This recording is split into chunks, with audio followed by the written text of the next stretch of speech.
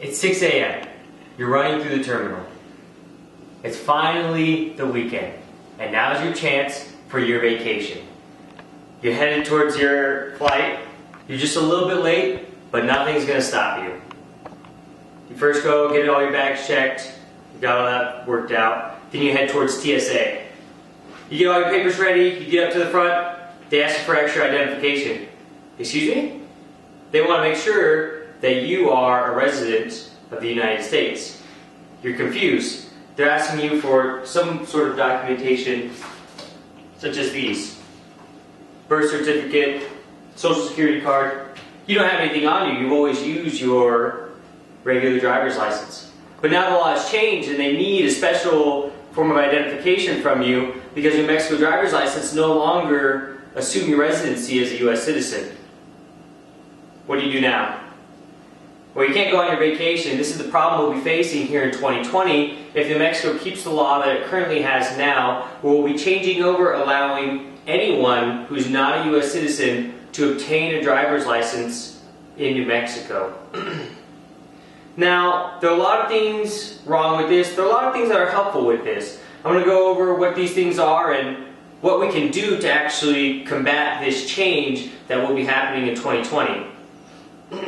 So by the end of this, I'm going to let you know why you should help out and make sure that we keep our New Mexico driver's licenses exactly how they are, declaring your proof of residency here in the United States. Firstly, I'd like to talk about the scenario that I went over at the very beginning. You have this document that you need at the airport that your driver's license already gives you. Your driver's license already lets everyone know that you're a resident here in the United States, and you're going to be taking that away. This can be used in a whole manner of different things. For example, I used my driver's license to grab my CAC card for the Air Force the other day.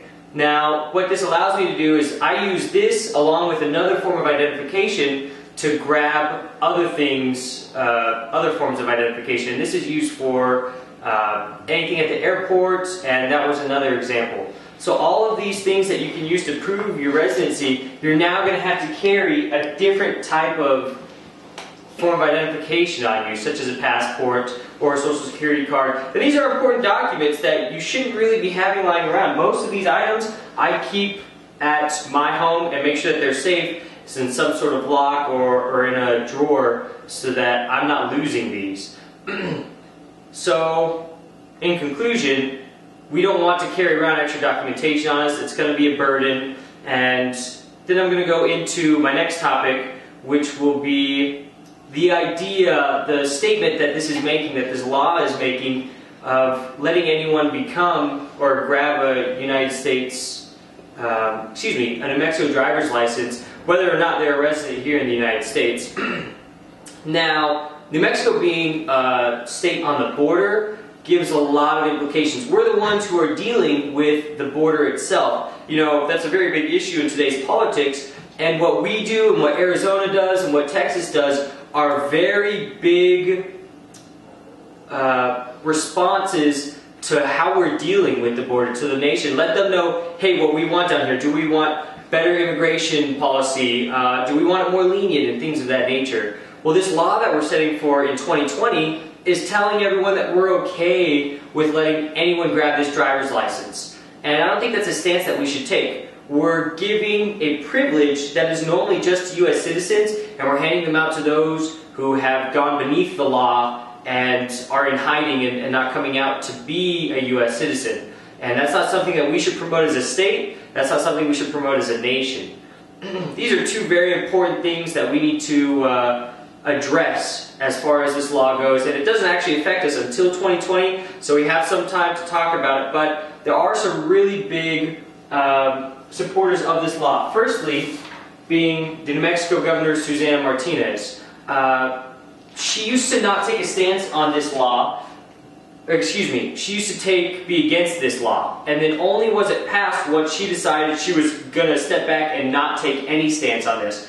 Ever since then, she has not made any statements or given any grounds as to how she believes in this, and that's why it was passed, is there was no actual pushback to the law.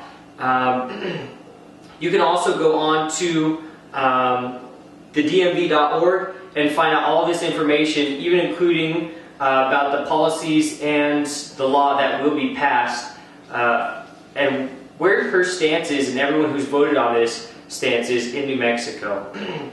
So we have these problems that we need to deal with. There's a couple of ways we can deal with them, and this is where I need you, the audience, and you to actually step up and help out. Make sure that we get this the way we want it to go.